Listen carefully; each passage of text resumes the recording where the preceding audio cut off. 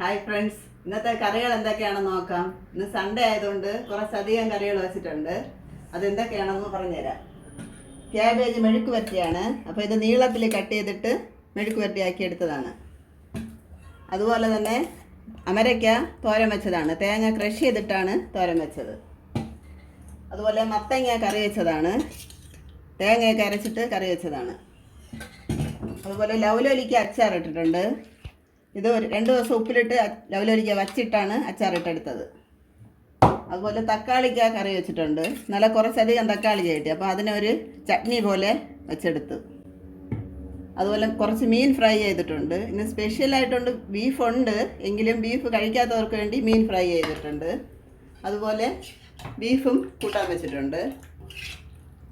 ഇത്രയാണ് ഇന്നത്തെ എൻ്റെ കറികൾ. എൻ്റെ വീഡിയോ ഇഷ്ടപ്പെടുകയാണെങ്കിൽ എൻ്റെ ചാനൽ സബ്സ്ക്രൈബ് ചെയ്യണം. നാളെ മറ്റൊരു വീഡിയോ ആയിട്ട് വീണ്ടും വരാം.